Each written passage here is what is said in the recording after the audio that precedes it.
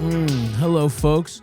Big announcement here on Stavvy's World. The Dreamboat Tour is continuing. We're hitting a lot of the markets we didn't hit last time this year. It's continuing in 2026. We're coming to Florida finally. We're going to Philly, Jersey, big show at Radio City here in New York City, Buffalo, Ohio, Kentucky, Iowa, Illinois, Atlanta, West Virginia, all over the place. We're going to Fort Wayne, Indiana, a place I swore I never would perform again. But hey, sometimes you're on a tour bus and you need to add something to keep to make money to fuel the bus on an off day. Detroit, Rochester, Providence, Milwaukee. We missed a bunch of dates. Go to stavvy.biz. Get your tickets now. And of course, we're still coming this fall. We still have some tickets for, we're going to Memphis. We're going to Huntsville. We have Boston tickets, a few left, a very small amount of Austin, Texas tickets left. So we're very excited for the Dreamboat Tour to keep rolling. Please buy your tickets. And of course, I am in an actual huge movie that comes out on Halloween nationwide, Begonia, starring Emma Stone and Jesse Plemons. Your boy is in it for a few scenes. If you've ever wanted to see a podcast host in a movie with legends for some reason, go watch it. It's a great movie. You're going to love it. I'm very proud and feel very lucky to be in it. And if you like me on podcasts, hopefully you've liked me on Tires, you've liked me at Let's Start a Cult, you like me as an actor, go check this out. This is actually a huge moment in my career and life. It's kind of insane, and it's really funny to plug it second after my tour dates in a Winnie the Pooh onesie, I'm now realizing. Well, anyway, enjoy this episode with our dear pal Ryan Sickler. And happy Halloween. We'll see you on tour, and we'll see you at the cinema.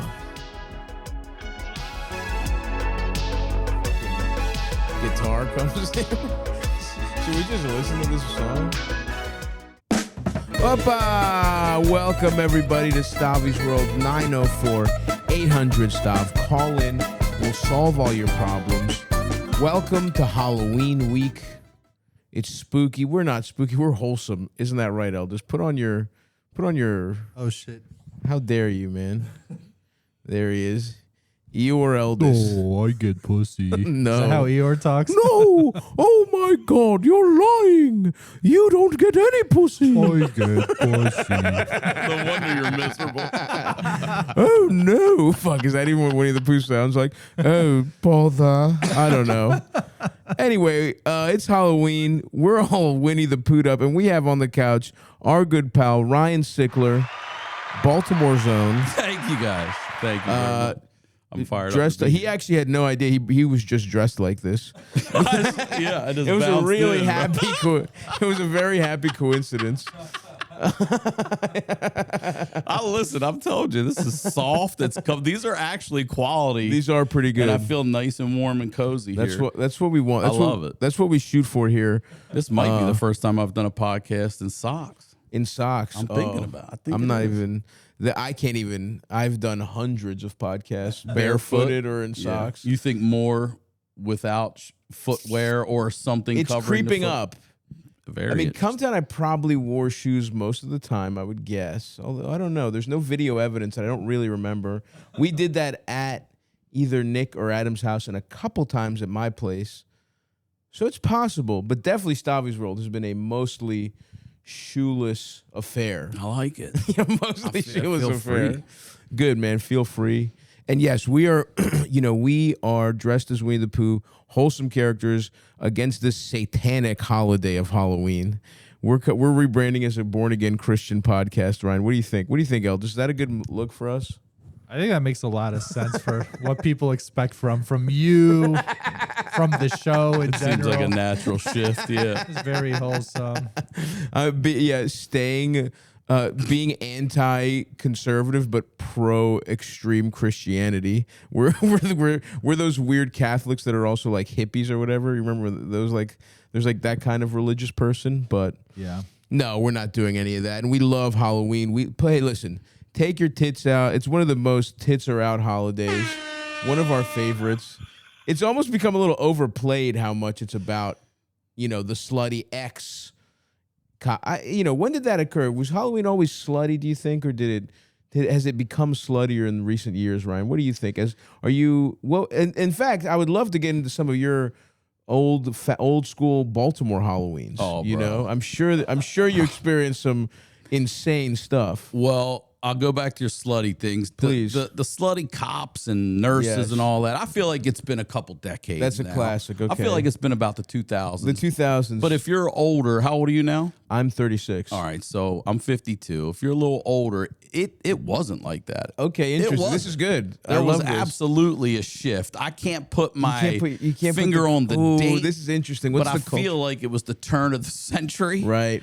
After Y2K, everyone was happy the computers Everyone didn't was like, get "Hey, us. we did make it." You know what I mean? Fuck it, this yeah. bunker over here. Yeah. Let's dump them out. And everyone just that's their reason to be slutty Wasn't it for more the of year. a child's holiday? Like adults Hell really didn't yeah. give a fuck about Halloween. Never. Interesting. Yeah, I don't yeah. ever remember my parents or any of our friends' parents throwing Halloween parties or like, Aunt Janice showing up with her titties out. You know what I mean? Bobbing for apple. No, Right, never. right. That never happened. It Interesting. was always So it's the a equivalent- trick or treat event. Right. That's Trick what or it treat was. based. Or, I'll tell you what we did. Please. Oh, God. Can I just say my special real Of quick course, before I of forget? course, of Please, course. because I'm going to Sorry. Yes, I'm gonna yes. forget. Go watch my special, Live and Alive, streaming on my YouTube now. Please And go we watch should it. It's say- out now. Yes. Yeah, it's out now. It's on YouTube. We'll link to it. We should say you also almost died. There's a Yeah. lot of interesting stuff to talk about. But let's wanna get talk about any of that. into when Halloween turns fuck slutty. yeah. I'm here for Halloween. Go watch the special, support it, share it, subscribe to the Honeydew, the Wayback, all my pods, Ryan Sickler Yes, on all yes. your social media. One thing I just told my daughter about this too, because now there's like I'm in LA, so Universal Studios will do a fright night, or yes. these amusement parks will be not scary farm and all that shit. We didn't have that. Back, maybe you guys went, but back in Maryland, we used to go to this place out in Tawny Town. You know Tawny Town? You heard of Sure, Tawny sure. Town? And there was a haunted barn. Yeah, I know about this. I went one time. You only. did? I was not a big haunted.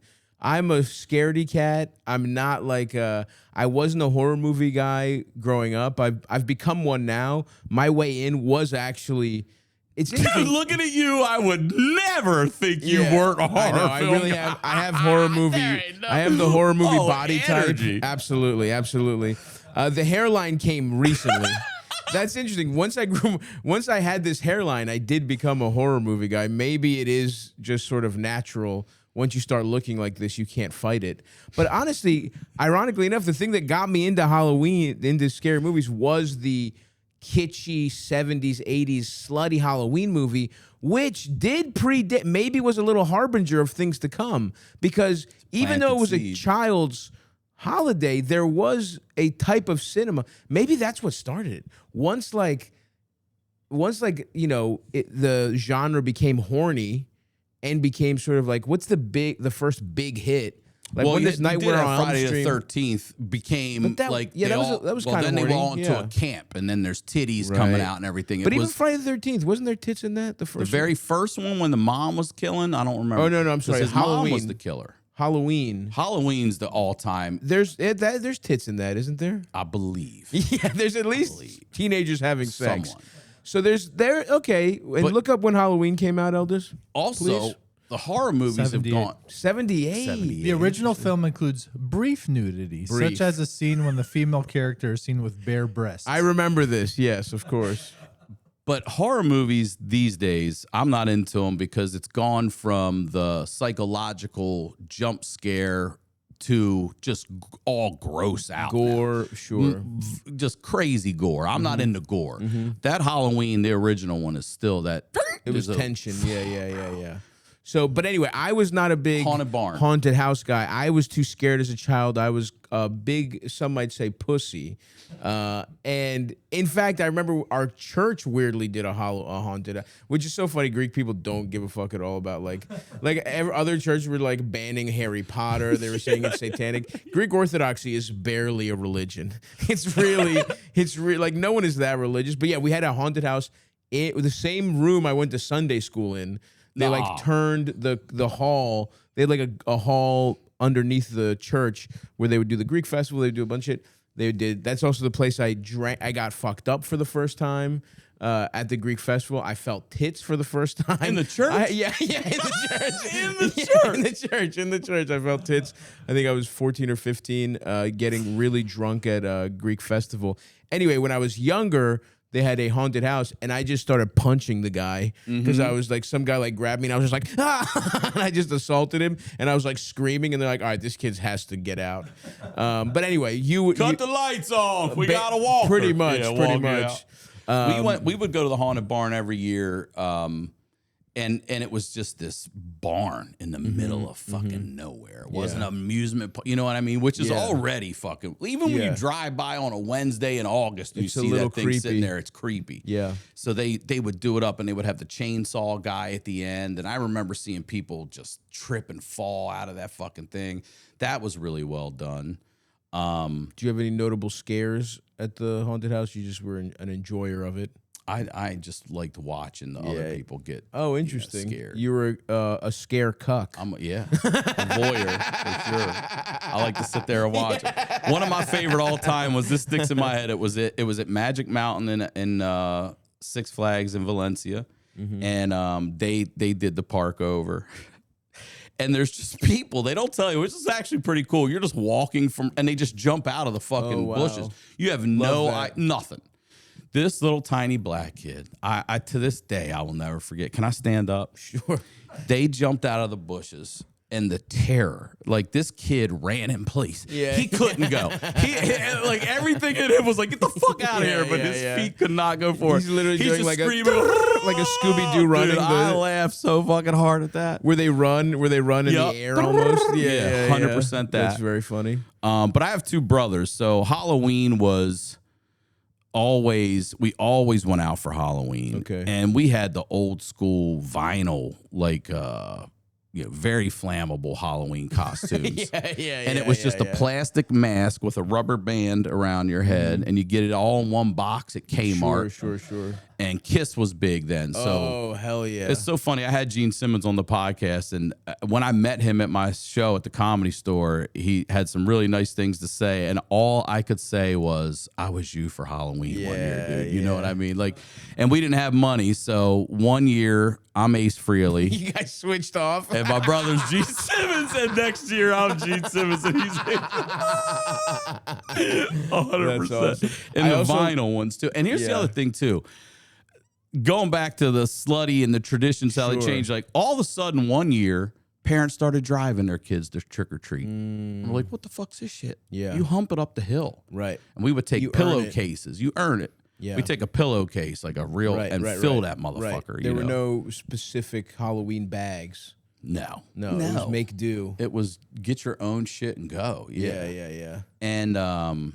And just the vandalism on Halloween. Halloween vandalism is the shit, man. I remember one time, it was like a house, it was 3 houses up, and my brother was more of a hellion, and our neighbor Jeff was. Okay. And we're driving to school one day. My dad's taking us to school. And this family had these, those people that'll get those monster pumpkins and they put them out like, look at this. Sure, and they're proud of them. Real pumpkins? Real. Oh, like where you could sit on them, do a family picture on them. Yeah. These guys had like 2 of them on their porch. The next day going to school, they're in pieces. And my dad goes, no, that's a damn shame. And I look at my brother and Jeff, and they are just laughing their ass off. Like, you motherfucker snuck out of the house and bashed that guy's pumpkins. Just fucked the pumpkin up for no reason. Right there at the house, just to be a piece of shit. With a bat? Mm-hmm. Were you ever on any of these mischievous missions? Not that one. And I was like, that's when I was like, oh, these motherfuckers are doing this shit without me. You know what I mean? Yeah. One night they went out too. They got caught. I wasn't on this one either. But and these are the kinds. So I have a twin brother, right? Mm-hmm. We're fraternal. We look nothing alike, and we're 2 different people. But my brothers are fraternal twins. Are they? Yeah. So you're my younger brother. I can't imagine having to say that my brothers are twins. What a gay thing to have to tell people. I don't mind it. I've never considered it gay to have twin brothers. I wouldn't know.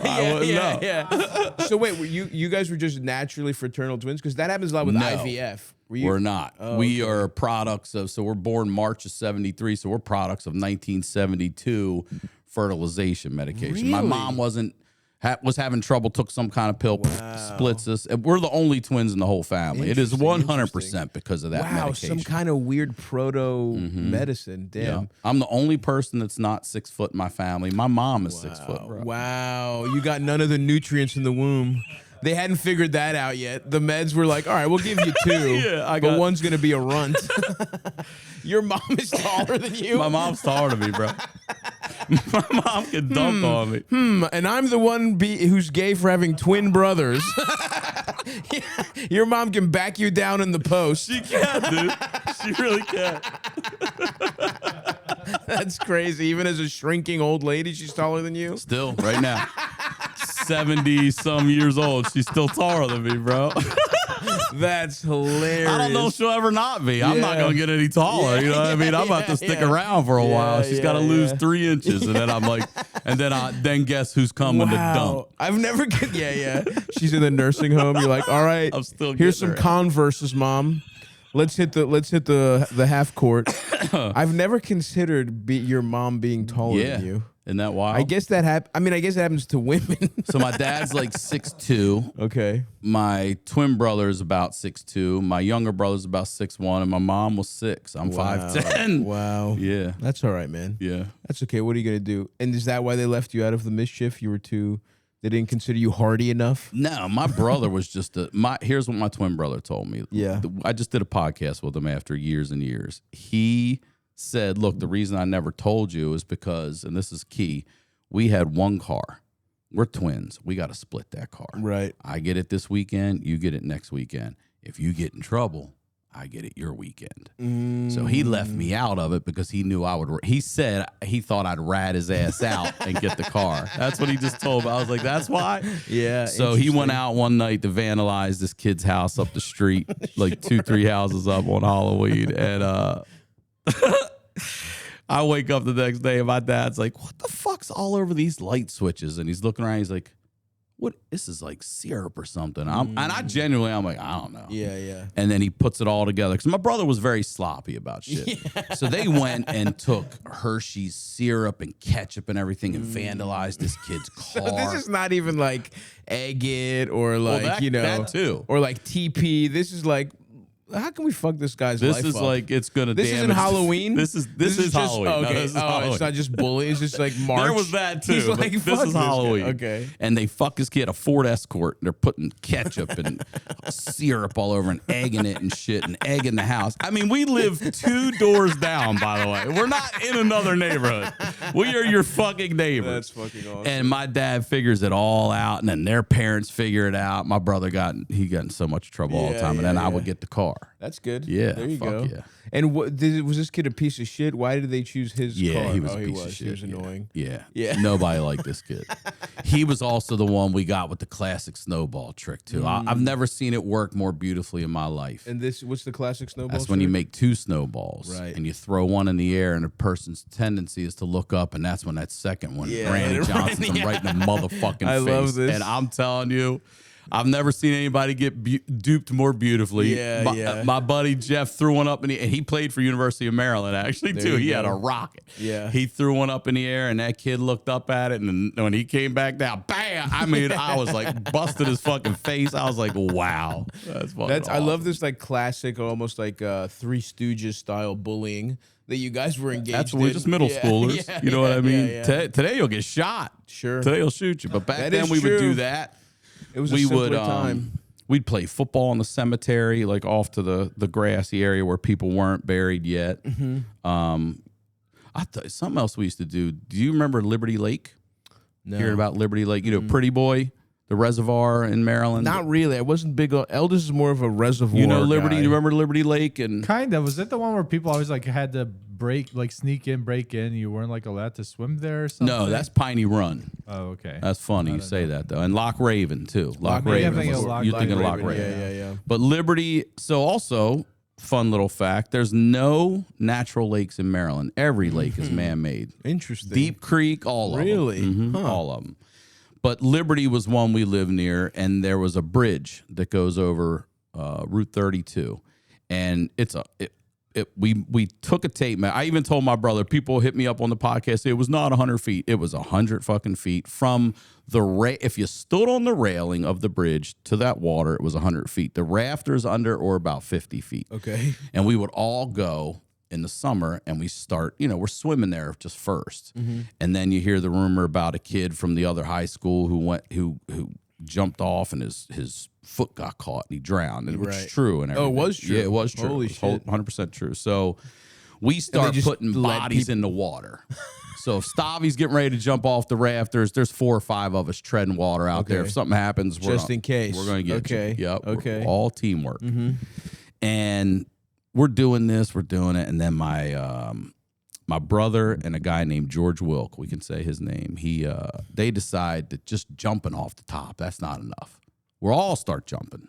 Everybody's doing How fucking deep is this thing? That's deep as shit, dude. It's so deep that and I ended up having to do it, but when you go down, the top of the water is super warm in the summer. Gotcha. But when you get into that black shit down there that you ain't been in before, you start thinking about that kid who's you start pulling your feet up, like coming and get you from the depths. Yeah, and interesting. Everyone's starting to do it now. It's a hangout after school.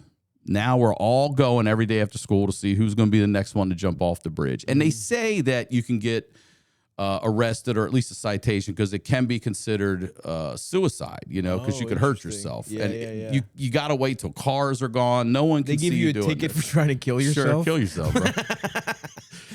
Like, they're like, all right, come to court. Wait, your mom's starring you? You're good, bro. Yeah. It's funny to be like, to give somebody who's trying to kill themselves, like, an annoying errand to run. He'll just kill himself. Like if they're like, all right, he's a failure. Come to court in a month. It's like, how about I just fucking kill myself? I was trying anyway, and you stopped me. What if I just do it, you fucking dumbasses? Eldest, I've been lifting heavier recently at the gym, and my body ain't as spry as it used to be. I'm getting some aches and pains, but I'm not trying to be hooked on any kind of medicine that might fuck me up. I need Mother Gaia's medicine.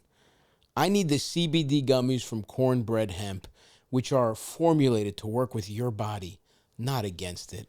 I hate when something is formulated to work against my body. That does not happen with Cornbread Hemp. It's important for me to maintain my physical and mental wellness, folks. That's hard. I'm podcasting. I'm in the podcast factory, putting in sometimes 90 minutes, 100 minutes of work in. And I need Cornbread Hemp CBD gummies to get my wellness singing like a bird.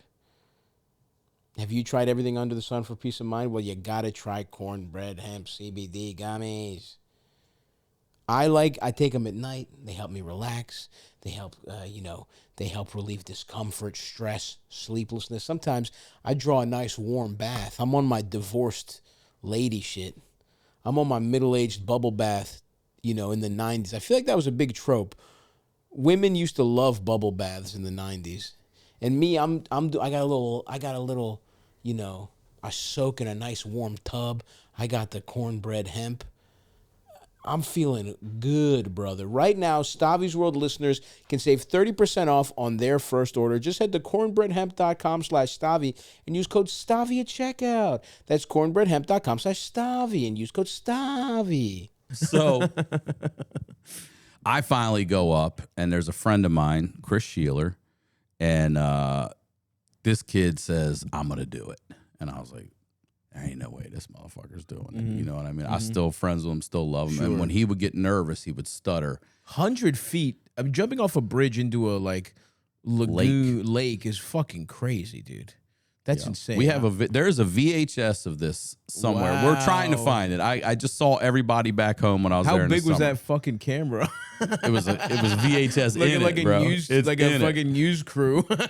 You guys just hanging out, just sitting there watching. 9 white trash boys jumping off bridges. Everybody would come from high school. Now the girls are coming and doing it. A couple girls do it. We had one girl did it. She fucking had to go to the hospital because you got to keep your legs together. And she tore her vagina. True fucking story. True story. We still talk about it. She tore her vagina. 100 feet, bro. She ripped herself a little bit. Oh my God. Because she didn't have her feet together. which was a lesson for us because we got to watch our balls and everything else. No one, was there any other genital mutilation that occurred? No, but this we're getting to. It's not genital though. We're getting there. Okay. So now we go up, right? Now when you're in the water and you're looking up, it doesn't look as high up as it does when you're up looking down. It just doesn't. That down is It brutal. just doesn't. Yeah. You see a leaf floating on the water and then you're like, oh fuck, that's way down there. Yeah. So we go up and this other guy comes with us. He's not going to go, but he's coming because I said, if Sheeler jumps, I'm fucking going. He's like, I'm going to come up to make sure you guys do what I want to watch. Wow. So, okay. So this guy's just there to be like, you gave me your word. Yeah. I'm a coward. He's also, but I'm making sure that you guys aren't cowards. in his defense, he's also probably 17 and 350 some pounds. Sure. He's not going over. Right. We don't want him. Right. You know what I mean? We're definitely, it's the end of the bridge jump. Yeah.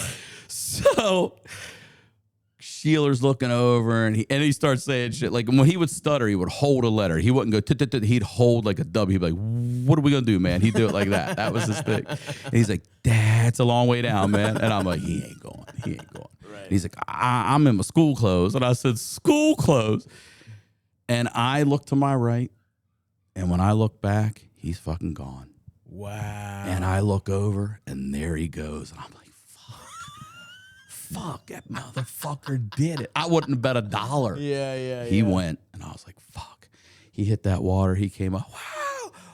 And I was like, oh, shit. Yeah, now you have to go. And I get up there, and I stand there. And it's, So wait, he's in his clothes? we're all in our school clothes. We're in jeans and shit. What? We went right from school. Why We would would just you show- take your jeans off? I didn't bring a spare suit we just went to hang. I didn't think I was going to be going, bro. So you're telling me this is just a bridge you walk across sometimes? No, this is a drive across bridge. Okay, Can you okay. look it up?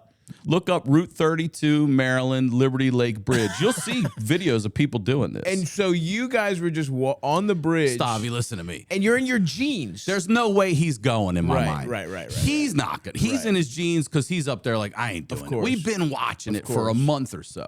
Yeah. And there's no way he's going. But then something, I don't know, the Holy Ghost got him, I guess, and he just said, fuck it, shoes and everything. And I In say, his shoes. there it is. Yeah, I mean, that's insane. That's crazy. We got No, that's not the one. That's too far up. Look at Eldersburg, Liberty Reservoir Bridge, Route 32. Look at that one.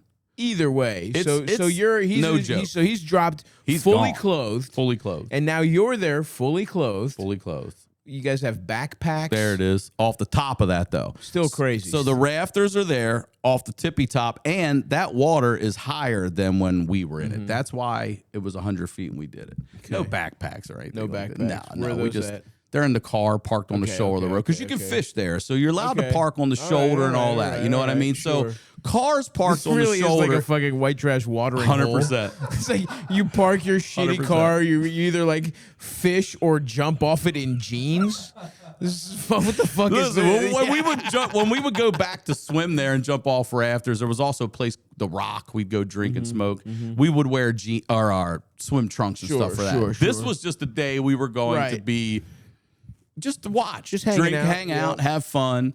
And this motherfucker says, I'm going. And I was like, there's no way you are. So I'm going to go up there with you. Yeah. And then he went. And I was like, this motherfucker. So now it's your turn. I'm You're not. fully clothed. And I'm no bitch. But I'm on that bridge and I'm a bitch. And I'm over the edge. And I'm telling it took a good 3 of these. Yeah. I kept grabbing myself back like, ah. Yeah. And then I kept my fucking feet together.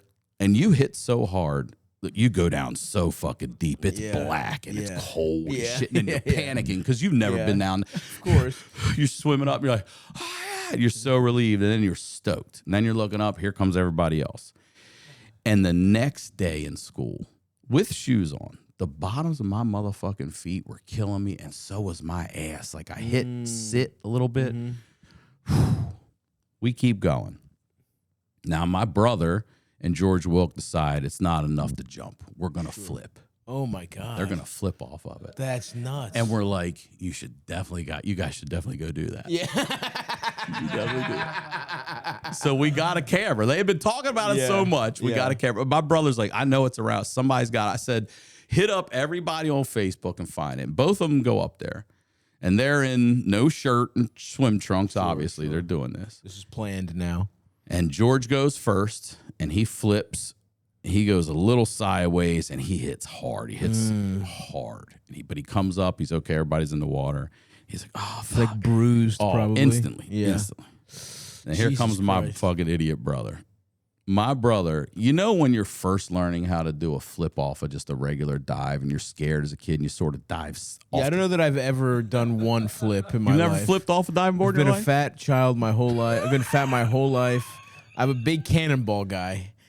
I know you'll back me up here, Elvis. You're also a big cannonball Absolutely. guy. I've never done a flip. You've never done a flip off a diving board? I don't think I've even ever tried a diving board. I have tried a sadly. diving board and just immediately like belly flopped. But not even one at like the Y where it's high enough where all you No. really have to do is just walk off and fall. You don't even need to flip. You just tumble forward. No. I think I've done one, like I've tried it at like a friend's pool like twice, and it's been a disaster every Yeah, time. and you're scared though Yeah, naturally absolutely, at first, absolutely. and nobody's going straight out and perfectly over. You Sure. sort of cheat to the Yeah, side yeah, a yeah. little bit, like when you're a kid and you're learning to jump off. You just go. So my brother he's fear got him a little bit, and when he jumps, he flips to the side like that, and immediately. He is flailing out of control. Oh, no. I mean, it's not just a nice side tuckwood. It's like His arms it's are 100 going. fucking feet. He's everywhere. And I mean, the slap that hits the fucking water. Oh God! We dude. all go in and get him. He comes up. He is immediately spitting up blood. Oh my bro. God. Immediately Blood. bro. Spitting up fucking blood off of this And fucking it's thing. just your guys' fun little after-school hangout, Then we just and your go brother's home. got internal bleeding. He's got internal bleeding.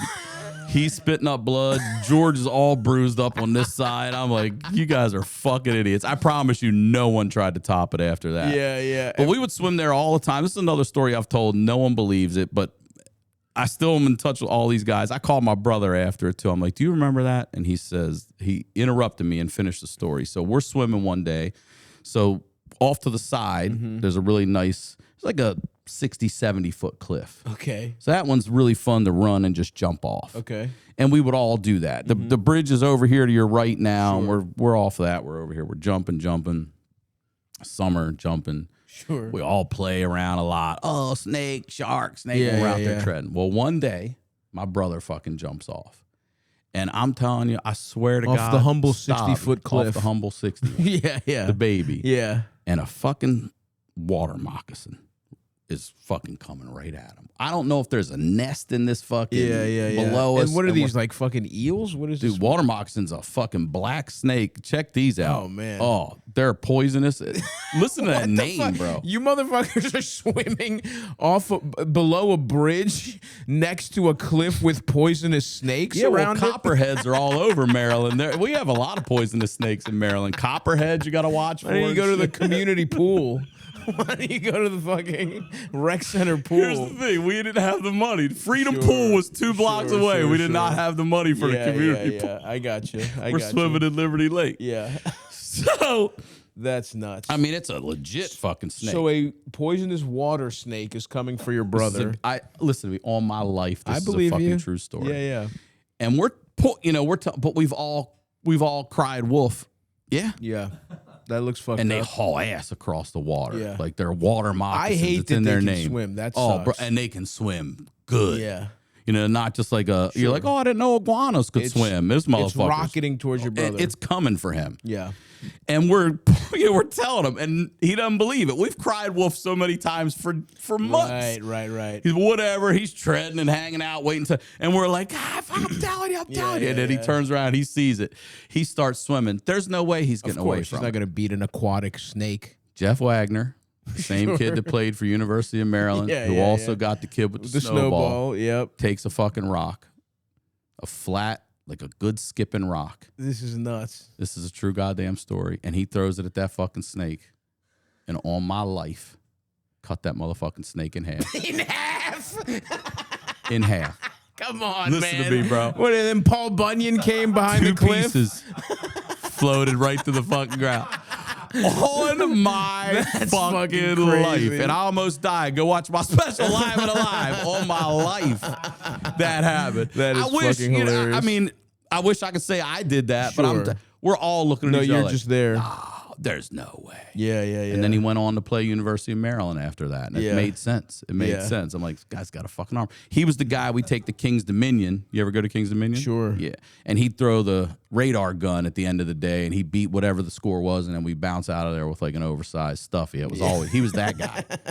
And we learned the hard way that, you know, if you win that, you got to carry that thing all day. Right. They're like, no, you don't get to come back and pick it up. Right, so then we would right. do that when we would leave. At the end. And then we're rolling out in a big ass Winnie the Pooh in the car. Yeah. And who was that for? What did you guys? What utility did you get out of that? I have no idea what he ever did with any of those. It's like six dudes. Probably went home and fucked them or Six something. dudes hanging out like, all right, fellas, time for a nightcap. Let's go win us a giant stuffed animal.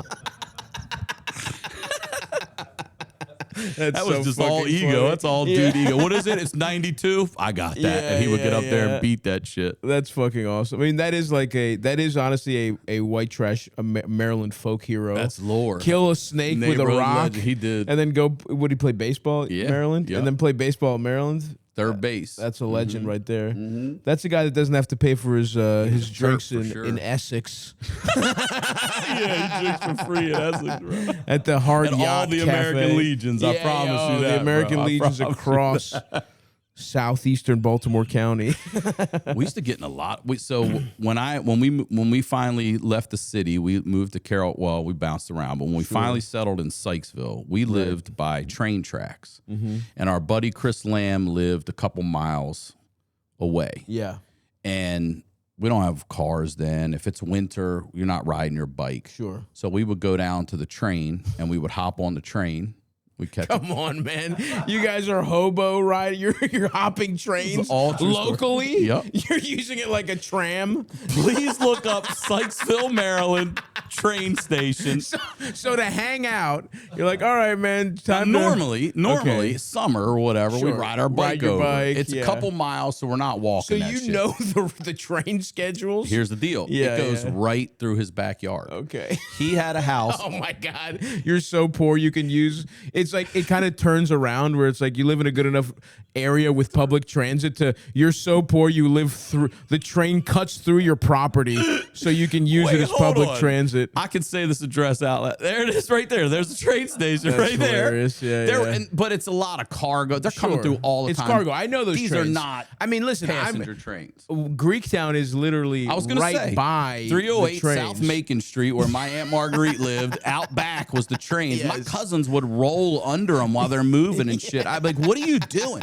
They would put rocks on it and they would roll over. And I was like, oh, big rocks. I'm like, is that going to derail that train? And then it would crush it into dust. I've never Wow. seen anything like it. Dude, remember Elders? Do you remember because we grew up right by those train tracks. Remember, my brother one I used to time, play on them. He posted like an Instagram story about like should I like follow the train or should I hop the train or something like that, and it was like a yes no, it was like an Instagram poll.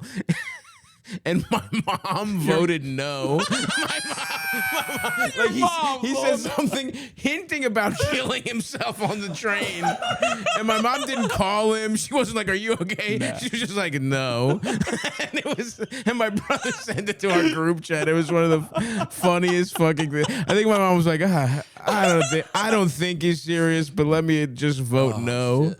It was very funny. That's how beaten down your mom is from like decades of just like getting trolled by these three boys. Getting trolled by us for sure. She was like, no, don't. One of my favorites is when you came on the pod and you told the story about how proud she was and everything. And then when someone said, what's the name of the show? She would go, "Come down." It's called Calm Down. Yeah. She was like, Stavros doing good. Him and his friends have a radio show. She called it a radio show back then. I mean, this is when it first, like, when we were making, like, it was just I didn't need another job, and it was like I was making like $2,000 a month or whatever, which is fucking great. You know, it just started, and she was instantly bragging, and then she was like, it's clearly she's stalling because her friend on the other line asked her what's it called. She's like, it's called Calm Down. Listen, I tell everybody when anyone that comes to me for advice about pods or anything, I go, listen to me, do whatever the fuck you want. Don't listen to managers. Yeah. Don't listen to agents. Stavros had a podcast called Come Town. Yeah, And if sure. they would have told anyone they were doing that everyone would have said, no, Many you're not people going to. did. Of course. I didn't think it was a good idea. And I was boom. like, whatever. I was just like, who cares? Look, what matters is the fucking content. Well, I just thought podcasts were over, but hey, here we are 10 years later in Winnie the Pooh outfits. Not only are they not over, Eldest somehow has a career because of it. Just my dumb friend who I was roommates with when the podcast started. Podcast, baby. Yeah, Eldest is the biggest podcast zealot there is. I'm all for it. I mean, we've talked about your upbringing. It has been very funny, but the thing you just mentioned, just offhand, without even thinking it was interesting, was that you had McDonald's curtains, Bro. and McDonald's bed sheets, which is Sure like did. a level again, a level of poverty that I didn't even think. Like I was like, well, I'm sure I know those existed, I guess, but like, did you get them from a reward? Did you have enough fucking nuggets? Rewards, go fuck Did you have enough nuggets that you I got never it? even thought of. Okay, these are all Did your wonderful mom points. feed you quarter pounders enough that were like? So I have a podcast also called The Way Back, where we course. sit in the back of the old school station wagon that faces traffic, and it's just a quick 30-minute nostalgia podcast. And I've talked about these bed sheets and everything, and we've looked them up so Sure. that you can see that they are a real thing. Yeah, I believe Now, that they're real. 1 year, my dad got transferred from. He was working at National and BWI. We got transferred to Houston. Oh, wow. So we're living in Houston, Oh, Texas. all of you, the whole family, just Whole up family and go goes. to Okay. a place called Spring, Texas, outside of Houston, for just 1 year. Now, Texas is important to me That's because brutal to that's have to where I move. learned how to swim. That's where I Okay. learned how to climb trees. I got that scar right there. Okay. Texas was important for me as a boy, right? Yeah. But And how old are you? Like 10 or what? no, we're like 4. Oh wow, we're, really we're young. Okay. And my dad, they hate it. Yeah. So they moved back to Maryland. Okay, so that's our 1 year there. But down there is where my brother and I, so we're twins, so we got matching. It's not just one. Yeah, It is yeah. matching McDonald's bed sheets and curtains. That's what we have. And you guys were big McDonald's guys. You're like, I have no idea like, why. We were 4. We weren't big McDonald's guys at all. Like, I don't understand why. But Because I had what Aladdin you sheets, said, for example. you did? I did, but I loved Aladdin. I was a little kid who. But who they loved were the already movie. marketing like McDonald's. Think about Sure. this is 70. This is definitely like late 70s. It's not Okay. even the 80s. Okay. And One of the first great American brands. they did a great job. You even said next year maybe we'll do McDonald's characters. Yeah, yeah, yeah. But they had, I mean, we used to have plates. This is the dawn of Grimace. Yeah, This and is the dawn glasses. of the They had Hamburglar. characters. They had a plate. I still had a plate. I still remember it in my head. It was Ronald McDonald and Grimace on it, and Ronald was raking fall leaves or maybe Grimace was, and Ronald was playing in them or something. There were these plastic plates. Yeah, And yeah. they had if you remember too, when Cal was breaking the street, McDonald's had the special glass. Like McDonald's has been good at their shit for a while. Sure. We legit had pillowcases, bed sheets, and curtains at that. Did you fucking eat a lot house. of McDonald's when you were 4? Later. Okay. Later. So at the time, it was just about the iconography. I guess my mother must have been into fucking McDonald's. Had to be her. That's so. It had to be. funny. It doesn't make any sense. I mean, McDonald's was our definitely that was our growing up. that was our treat. That was our treat. Right. Yeah, you That too, was or special. or you were Burger King.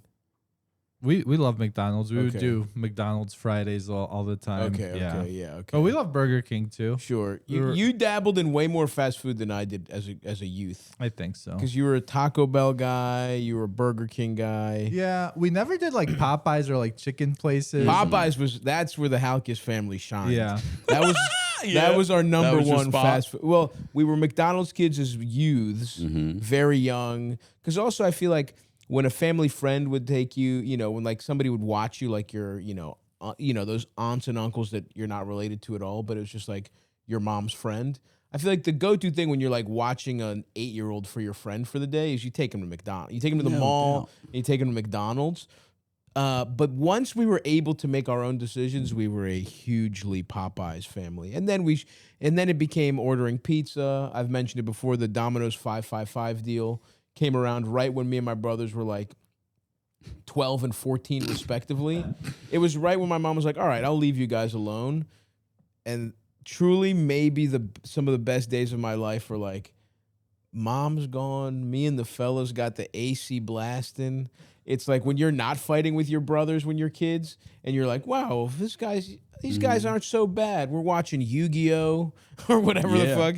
And we're each ordering our own pizza. There's no fighting anymore because it's 5-5-5. Everyone gets their own pizza. Legitimately, some of the best days of my life are like July like Wednesdays in Baltimore when my mom just let us stay there and we could get, the 5-5-5 deal. Can I give you another white trash tip for all you out there here for these 5-5-5 deals or these 2-for-1s? Now you can only do this once. Okay. At each main chain. Okay. Unless you move. Okay. All right. I think I know where you're going, but give me. You can only burn it once, and we used to do that. We moved so much. We bounced around so fucking much, and also. From the time I'm 16, my dad dies, my mom's already gone. So from the time we're 16 on, there's no parents, and we're scraping to do anything we can. Yeah. So what we would do for the 5-5-5 is we would order the 5-5-5, and then we'd eat one of them, and then we would call, and we'd say, "Hey, there's hair all over this pizza," and they would say, "We are so sorry." Yeah. Okay.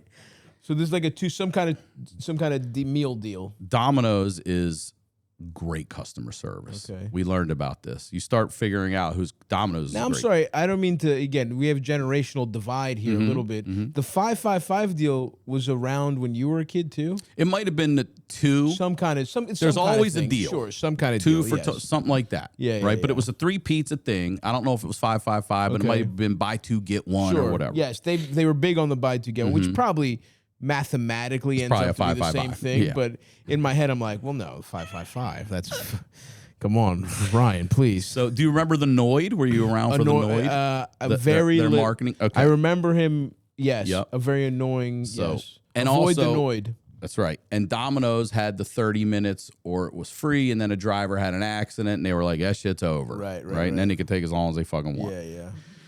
But we would call and say, man, there's hair all over this pizza. And they would say, we are so fucking sorry. We're going to send another driver out. Well, the first time we were just expecting 1 pizza. Nah, Domino's matches the deal. We got 6 pizzas. 6. For the price of whatever you're paying, okay? Wow. But you can't keep doing that at Domino's. I feel like now that's But you know who we call next? Uber Eats, you Papa could be like, John's. hey, my driver ripped me. I didn't get my nuggets, and the driver put a baton up my ass. And they're like, Here's $5.80 well, credits. you didn't answer your phone. Yeah. We called, we did a courtesy call, and you didn't answer it. So legally, we don't have to do anything. But here's 20% off of like a yogurt smoothie or whatever. Now customer service is completely out the window. Oh, no, yeah. The 80s. I don't know if it's working anymore. Yeah. But they would send out whatever the deal was. That's awesome. You're getting whatever you paid for again. And they would look like they could go in a commercial. Yeah. And when I was living with my Aunt Marguerite, she was the one I told you that sued Rite Aid and became a millionaire. Yes. And said, And we're out of here. We had a great episode, by the way, for everybody. We did an episode with Ryan back. We should on our Patreon where we really got into some incredible white trash. Oh, it was a Baltimore Patreon, that's right. lore. Yeah. This was like one of the first. It was like a year and a half ago. But some really great stuff. You know, I know some obviously. I mean, your life is. You're one of the most positive guys who had tragedy stalk him Wearing like Tigger. the Grim That's why I didn't want to Reaper. wear Eeyore today, bro. You really are incredibly positive for like all the unfortunate things that keep happening, man. I'm trying. Literally, we just didn't talk about how you just like you were. It's insane where you were just like fine one day, like you were dealing with some minor health stuff, and then you're just almost like I just see a post where you're like. I almost died. Like, can you just? I know you've talked about it a ton, but just to give the people a little taste and I'll give you a quick quick one, and then we'll take some calls. But Live and Alive's the special, and then what? Give us just a little. Well, what exactly happened? As I look back over my life, I have actually highlighted my lowlights. That's what my honeydew and it's just happened. Of course.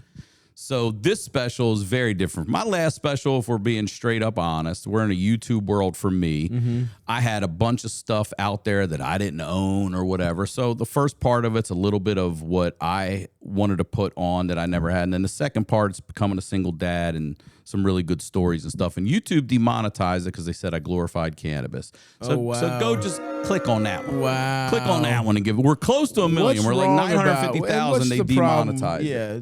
I have an There's nothing email wrong with saying that I cannabis. glorified cannabis. Yeah. So, and I did. So And you do love smoking weed to a all I do. degree, yeah, that is astounding how functional you are. Thank you. Like, I think every time we've ever done anything, whether it's a pod, a walked in and I was show, smoking. anything, you're just every time I've seen you, you're like finishing up a joint. You're constantly like, okay, yeah. You know, I'm putting it out and about to do something. It's all that's kept me sane. It's all that's kept me sane. I'm not a big drugs guy. Yeah, Weed yeah. is it. Like they take weed away from you, become the most violent. Well, that's what I was worried lunatic about of all time. No, probably. I've had to quit for a while Okay. before. But When that- when my daughter's mother and I split, I thought she was going to take me to court, and I thought I was going to be tested. So I Yeah. stopped smoking weed for Yeah. a while, and then I was like, "You ain't taking me to court?" And she goes, Yeah. "No." I was like, "I had to smoke to get rid of that anxiety." We're good. We're good. Okay. Then you don't get because, dude, I've been bound like weed. I do like when I'm working a lot. It's a nice thing to kind of when I'm in a good place mentally and I'm like working. It's a nice kind of level me out. But like anytime I have any worries and I smoke weed, I'm just in a fucking. Like, I've spent the last couple days being like, oh, you're fucked. You're a fucking idiot. Just for no reason. I'm just busy, and I have a couple things to finish up, and I'm like, you're never going to finish it. You're a fucking dumbass. You know what I mean? Like, you're going to die. You're too fat. Whatever. You know, it's like you're not taking your life seriously. Just anytime I have a single worry and I smoke weed, it's the worst drug of all time. For me now. Yeah. But for you, you're good. You don't get it's any like of my the... Lexapro. Yeah. But I will say, going through really heavy shit, not Yeah. just a little simple shit, but heavy Sure. shit. Like when I was splitting up with my daughter's mom, and I'm losing my daughter, and also becoming a single dad and shit. Sure. I barely smoked during that because it would make me spiral. Sure, that's good. I'm like, she's gonna have a boyfriend over there, and he's gonna fucking and Yeah, you just start yeah. going into these Totally. like Yeah. rabbit holes in your mind you don't want to. So of course. I definitely pump the brakes when I'm going through that's good. serious shit. But the hospital stuff, I went in for what I was told was a 3-hour back surgery. Simple was the Yeah. word that was used. I know. I remember your post being like, "Hey, everything's cool, just a very routine thing." And literally, because you know, you just see your friends posting like medical shit, and you're like, "Oh, that's good. I'm glad, whatever." And then it went from like, it was almost like you're like gotta get a root canal, and then you just like someone shows a picture of like every tube in the world in your face, and I was like, "What the fuck is going on?" I was freaked the fuck out, dude. I remember that because it was such a So was I. it was just a jarring thing. It you know what I was, mean? man. And this is, look, I'm gonna say And this that's gotta too. feel Like, bizarre because you're just going under, because like, you know, we've all been under anesthesia and you just give up control and then you wake up if you wake up, and then you wake up to, and you have no control over what just happened. So that must have been a surreal feeling to be like, huh, this doesn't feel like I just had a 3-hour back surgery. You know what I mean? Like, what did that feel like coming to? well, it went differently. So Okay. the whole day was an ordeal. I was supposed to go in for my surgery at 10 a.m. There was a leak from a pouring down rain in one of the ORs. So they were like, we got to do them all out of this. I don't go in till like 6 p.m. Wow. So when I wake up, nobody's there but like these nurses that want to get me the fuck out of the hospital. Oh, wow. And I refuse to go until I can piss on my own. And they're trying to shove a catheter in my dick because they want to go home. And I'm like, no. Yeah. I should have been here Yeah. at 10 a.m. and done, and I would have had plenty of time to piss. I don't care. And they would not let me go. And I was like, well, you're not going home until I piss. And I pissed. Respect. But when I go home, over the weekend, the doctor had given me a number and said, you know, send me some photos if there's anything weird. And all of a sudden, the scar area started like bubbling up. Ooh. So he said, okay, you could be bleeding back there. If he said now instead, because when you actually have back surgery, the first thing they want you to do is get up and move. Oh, interesting. And what I had already known, this is why I want to say be your own advocate in there. I have a blood disease called factor V Leiden, which is what killed my dad and my grandma. But I find out when I clot at 42 and almost die. Wow. It's 6 months of you might have leukemia and lymphoma. And Jesus guess when I'm not smoking weed? Guess when I'm not fucking going, oh my God, do I have? Yeah. So I find out I have this genetic blood disease, and it's in all my pre-op paperwork. I am telling everyone, to the point where the surgeon said, man, you're really worried about that, huh? Yeah. I said, I am. So he bought me these little cuff that pump your calves. They don't do anything. So the bubble continues to fill, and he says, all right, I need you to come back in, and we're going to open you back up and fix you. You could have coughed when you came out of, anesthesia. Could have been anything, but it's a simple fix. Okay. But what he told me to do during the weekend was lay down, because that could go down on its own if you rest, but it doesn't. So I go back, I have another surgery, they fix me. And again, it's lay here and rest. And I am just saying, I can't fucking lay still. I can't. And day after day, I lay still. And I'm begging them, dude, I can't lay still. You're fine. I'm not fine. They finally move me. You'll appreciate this. The night, they're telling me I'm going home on Monday. It's the Sunday night. We're playing the fucking Bengals when Snoop reached the ball over the goal line and they knocked it out of his fucking hand and ran it back, even though it was a block in the back on Andrews. That's the night. And I go, you know what? I'll just stay here. I'm leaving tomorrow. Right. And they're like, you should just go up to your own room anyway. And thank God I do. So I go up that night during halftime. I don't want to miss any of the game. Of course. And then I see that, and I'm going, now. And I'm going, oh, this can't be good. I'm watching that guy run. Yeah. The bad omen. So the next morning, I'm allowed to go home, but I can't go home until the occupational therapist makes me do a couple tests, and then I can go home. Now, the night before that, they finally came to get me up off the bed and said, look, you've been laying here for days. We just need you to sit up. And if you can sit up without getting dizzy or anything, we can do a couple little exercises. And when I sat up, I was dizzy as shit. And they go, okay, we're not going to do it. I go, let me sit a minute. They go, no, you don't understand. Just listen to us. We'll do it tomorrow. So the next day, the occupational therapist comes, and she's like, okay, all this plays at such a big part, because I would have gone home one day earlier if I didn't have stairs to my apartment. I had to stay one extra day to prove I could walk go stairs. Upstairs, damn. Yep.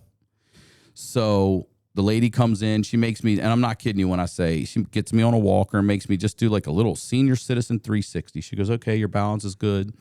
And she goes, the stairwell is locked. So I brought this, it was like a little 4-step stair thing, and she goes, I want you to just go up and down this a few times. Show me you can go up and down stairs.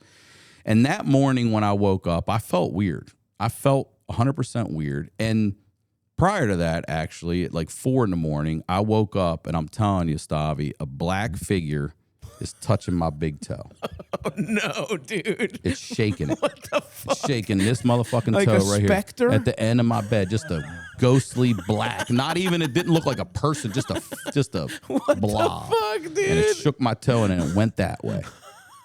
And I went to sleep. And I was like, You went to sleep? I went back to sleep.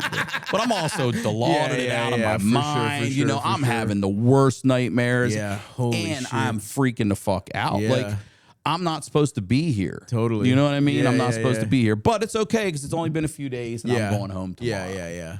And then I go up and down that little stair thing, and the lady, it's like a sitcom. She goes, as your occupational therapist, I can tell you that you've just passed all the necessary steps, and you can go home today. And I, like Fred Sanford, grabbed my chest, and I said, I'm clotting. And she said, what? And I said, I'm clotting. I collapse on my bed. Oh, my God. I don't see anything after this. I Holy hear shit. she runs out. She gets someone. The surgeon comes in, and he says, sir, what's going on? I said, I'm clotting. He said, how do you know? I said, it's happened to me before. And motherfuckers told me I wasn't. And thank God I passed. I said, he's like, what's it feel like? An elephant on your chest? I said, it feels like there's 3 of them on my chest. And he said, do you feel any heart attack symptoms? And I said, no. And then a second later, I said, oh my God, yeah. I said, my jaw, my left arm, the shit you always hear. Yeah. And he said, sir, you might be clotting and having a heart attack. Oh, fuck, And dude. then that was it. I black out. Holy shit. That's death for me if I don't wake up. And I talk about all this in the special too. Yeah. And when I wake up, this is what I say in the special too. They tell me I have massive pulmonary embolisms, and they've gone through my heart. My heart is twice its size. Jesus Christ. And normally they can do a surgery where they go in your groin, vacuum that shit out. But because of the blood disease I have, they tell me doing that could make me a vegetable. Oh my God. So I have to go old school, which starts with intravenous blood thinner, transitioning to a needle, transitioning to me taking an oral tablet before I can even leave the fucking hospital. And they tell me these next 48 hours are touch and go, and you should call some people. So I got to call my daughter's mother and tell her I might fucking die in here. I got to call my business manager, Roy. Thank you, Roy. I was like, you need to call everybody and tell them. I said, remember when we were joking about this? I was like, fucking shit just got real, bro. Holy shit. And I end up being in there for 3 weeks. Jesus Christ. And this is what I'm saying. Talk about this in the special. I'm not in there because I'm not eating right or taking care of myself or smoking too much or drinking too much. I'm in there because they wouldn't listen to me and they fucked up and they almost killed me. And I have surgeon after surgeon. My one surgeon cried. He came in crying for me. I was like, this ain't good. Yeah. Doctor cried. I'm like, what are you about to say? He's like, you're not supposed to be here. I was like, yeah, but are you going to say anything else? He's like, no, I'm just sorry. I'm like, okay, thank God. But it wasn't on him, you know. It was on the care and keeping of me. You got any lawsuit on your hands? No, I looked into it, but here's the deal. There's two things. I don't want to spend 2 or 3, 4 years of my life going down to fucking LA court for what in the end, $3,000 after it's all, who knows? I don't know about 3, but you know. But here's the thing. I looked into it, and what would have to happen is I would have to get their peers to say, yeah, they fucked up. And they're never going to do that because at some point they're going to fuck up. And you got to get them to go against them for me to have any kind of legitimate expert to speak on my behalf. And they're not fucking doing that. Has the dark specter visited you since? Nah, bro. That's good. You want to hear something wild, though? Yeah, please. I'm at, it was a night at the Comedy Store.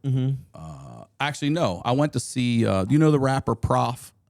Prof, he's fucking great. He's out of Minnesota. He's fucking great. I've had him on the pod a few times. Interesting. He's right up our alley. He's big into comedy and everything. He's great. Check him out. And he was performing at the Roxy, and right next door is the Rainbow. So I went. Kim Congdon came and Sarah Weinshank. The 3 of us went.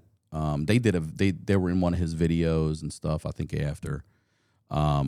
Maybe I do know this guy. He's a white dude. He's a white dude. And good. not many of them. And we go to the Rainbow, and we're just sitting there after. And have you ever been in there? I don't think I have. It's like a shrine to Lemmy from Motorhead. Okay. It's known to be haunted. Oh shit. Okay. This fucking weird lady. And she's got like this, it's a white lady, older, with like just gypsy clothes on and shit. And she's got this little black dude behind her, like a minion. Dude's looking down at the ground. He doesn't say anything. And he's following her like this close, like backpacking her, you know? Yeah. And she's got a red feather, and she's walking around the whole place, and she's just touching shit with this red feather. We're minding our business. Out of nowhere, here she is, petting my face with this red feather. I said, what the fuck is, first of all, like, is that from your parrot at the house? Like, what the fuck are you doing? Yeah. I go, lady, get the fuck off me. What are you doing? She just doesn't say anything. She's pet me with this red feather.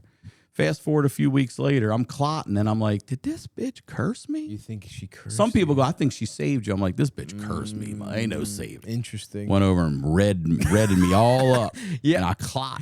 I do think you probably have some kind of fucked up relationship with the occult. I think like there's either a curse or there's spirits or there's something around. And it's just which is a very funny concept of just like a nice, like an awesome dude who's just like has evil spirits around him, but you're so positive you keep them at bay. That's my working theory about you. That's nice. Because when I was at my lowest, you know what's funny? When I'm at my lowest, that's also when people I don't talk to anymore tend to text. You know what I mean? Like people from your past that are just shit. You're like, I hope you're good. And I'm laying in the hospital, but they don't know it. I'm like, interesting. Fucking dark powers. Yeah, some things some forces are brewing, but you've kept them at bay this long. I wonder if there has any. Let's see. We have any questions about the occult, Eldis, or very interesting. You should ask. Yeah, let's see. Very good. Let's see what we got here. Ryan might be just the guy. Hey, Stavvy baby, Eldis, esteemed guest. First time, long time. Just want your perspective on something. So me and my fiancée recently bought a house. We're both millennials. The only reason we were able to buy this house is because of what a good deal it was. And a lot of people in the town we're moving to, as well as, you know, a lot of our friends, coworkers, family and stuff kind of think we're nuts for going with the house anyway. Just wondering your perspective. So turns out about 3 years ago, there was a really high-profile murder at our house. I don't want to dox myself because it's a small town, but it was on a very well-known episode of a true crime show. Turns out the wife killed the husband, shot him like 11 times, ended up dragging him into the basement and like burying him in concrete down there. Yeah, the floor where they did that is still kind of fucked up, just in case you're curious. And like, I'm not a super person, stitious or otherwise, but a lot of our family and coworkers and stuff think we're kind of nuts for going with the house anyway. But hey, we're millennials, and how the fuck else are we going to buy a house? So just wanted to know your perspective. Should I be looking out for ghostesses? Let me know. Love the pod. Love you. Take care. Take it easy, This baby. is awesome. The economy is so bad. I'm wondering how they afforded a house. The economy is so bad that to be in your 30s, the only way you can afford a You gotta home get the Menendez is house. if there was a brutal murder, not just a run-of-the-mill slaying. That doesn't even knock down Brutal. $20K off the asking price. You need to have an episode of a Netflix series dedicated to your home. You need a gruesome murder where also like it involves the foundation of your home. She buried him in concrete in the basement. This bitch went to fucking Home Depot and got the quick dry cement, quick mix cement. I'm like gruesome slaying and home burial. That's pretty good. Are there any murder suicides in the neighborhood? Maybe we could get a better deal Listen, here. 11 shots. 11's That crazy. bitch was pissed. Yeah. You know what I'm saying? That ain't a 6-shooter. That is 11's crazy. 11's crazy. And then drag him. Have you ever just tried to pick up a drunk friend? Yeah, that's a good point. That's like my mom's-sized Yeah, lady maybe dragging that dude down the fucking She could have stairs. been a WNBA small And then into the forward basement. size. Oh, can I tell you a story that happened in Please. Baltimore Yeah. just like this? This, Yeah, is yeah. this is also true. You can look this up. I even have a Please. link in my phone to Yeah. it. This would have been 1990, let's see, 5/6, December. I'm working, I get a job at UPS. Shout out to UPS, Baltimore Hub, Primary 1, Joe Avenue. The first job I get is a holiday helper, driver's helper on Christmas. I'm living in Arbutus on Elm Road, and the driver Arbutus. is picking me up Yeah. at my house. All I got to do is walk out onto my porch, and here comes my UPS ride. He's picking me up after next day airs. Next day airs got to be out by 9 a.m. Then he's picking me up on my porch, and we're going 9 to basically 9 because it's holiday season. and all those houses, right? So UPS's rule at that time when I was working was you knock on the door. If no one answers, you take that package, you put it out of sight, out of weather. All right. So I'm knocking on this house in Arbutus. I'm knocking on the door, and I can clearly hear people in there, but they're not answering. Knocking, not answering. We're hustling. He's like, what's going on? I'm like, they're in there, but they're not answering. He's like, all right, go around back, leave it out back. So I go out back, I put it on their little deck, out of sight, out of weather, and I knock back there again. And I can hear shit going on in the basement. Yeah. Oh, God. So we leave, and we do our whole day.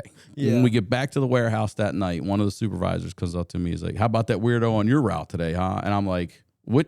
You know, we're in Baltimore. Like, which one? They're of course. every block. Of course. And he goes, the guy that murdered the people. And I was like, what? That house that I'm knocking on, this guy, it's in there too. He owed money to people in Carroll County. Okay. And we're talking like under $2,000. Oh, man. Maybe Yeah. even under $1,000. Yeah. He drives out to Patapsco State Park, meets these two guys, kills them while he's there.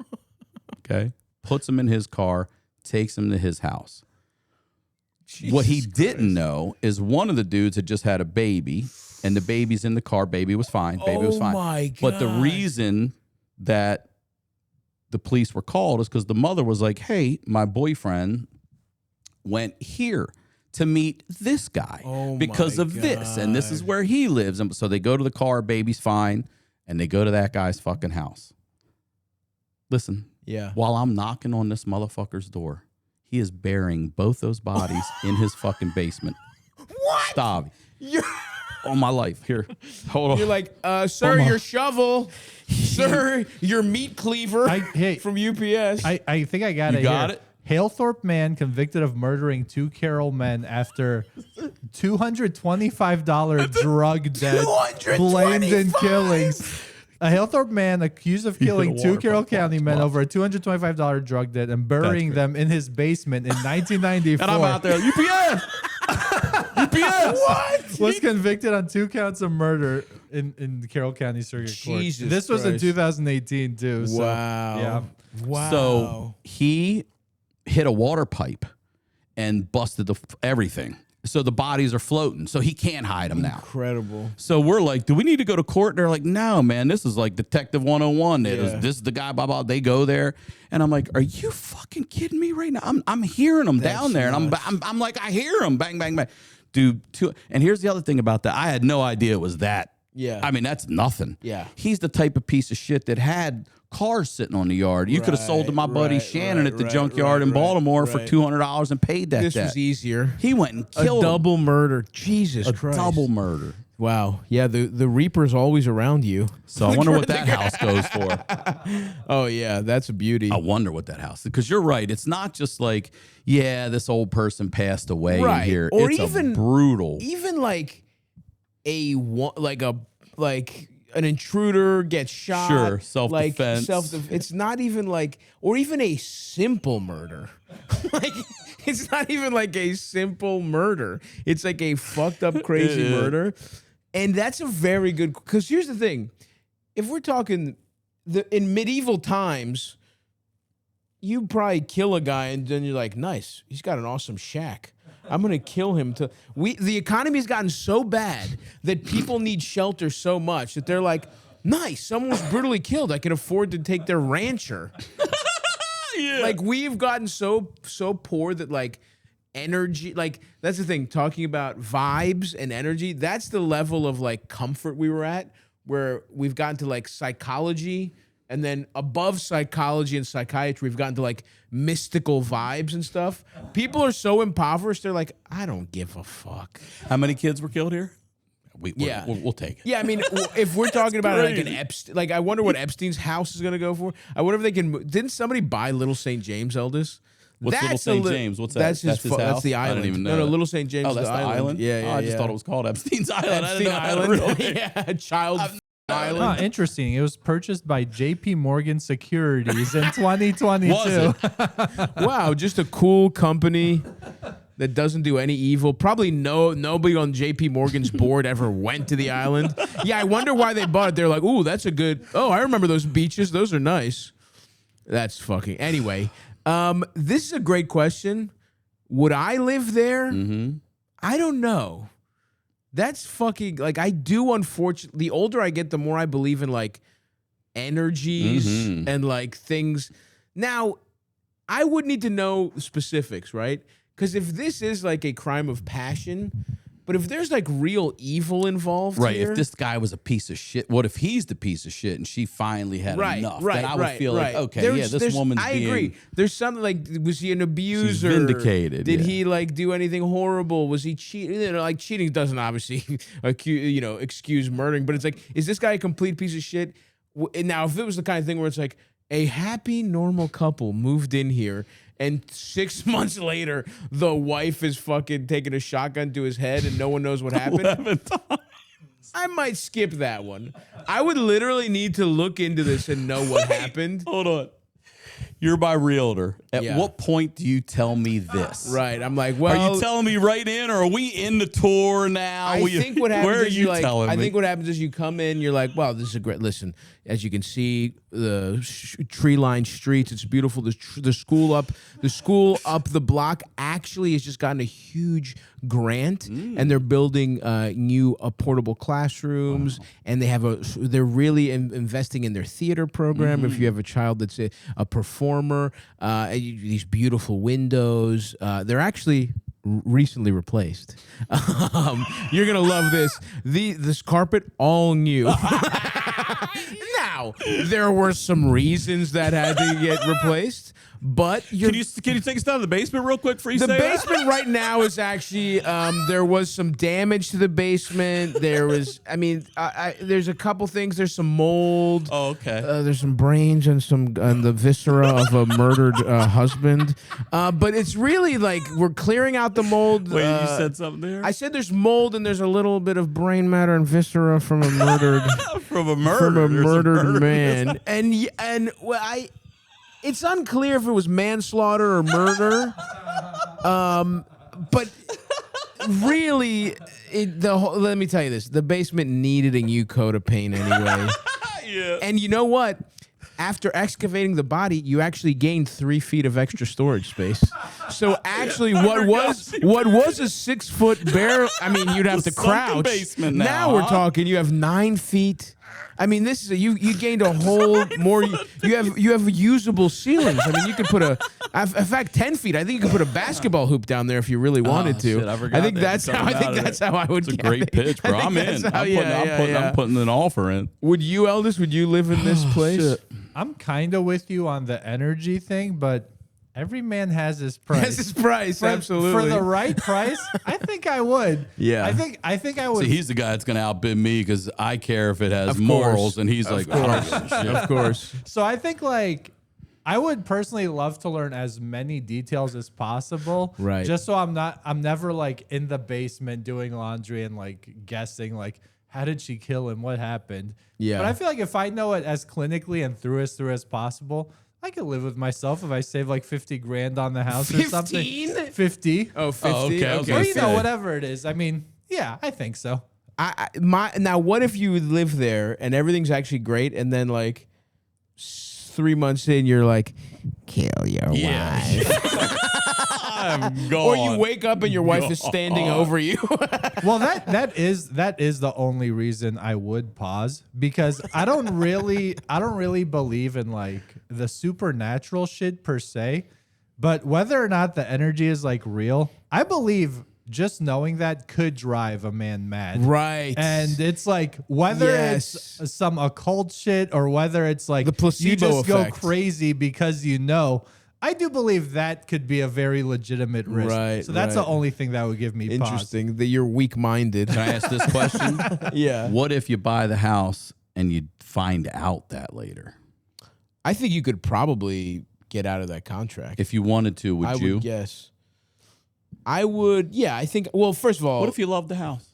And then you find out I would some man probably was brutally murdered. I think you can probably sue for some amount of money. Like I'd need to get the discent. Get a better deal. I need to get the brutal Give me murder a deal. discount. There's no way I'm not getting that. brutal murder.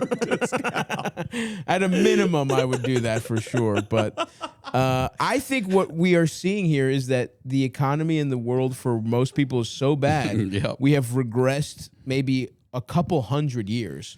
Because I bet you in the 1800s, no one gave a fuck. You know what I mean? Well, Like, that lady might not have been able to afford the mortgage and killed him so she can go to prison. You know what I mean? Because the housing market's 3 so square bad. meals, You know what I mean? you know, She's got a place all the- to go. Yep. Maybe she Consistent. wanted to. She's been watching Orange is the New Black. She wanted a girlfriend late in life. Who knows? But that's a great question.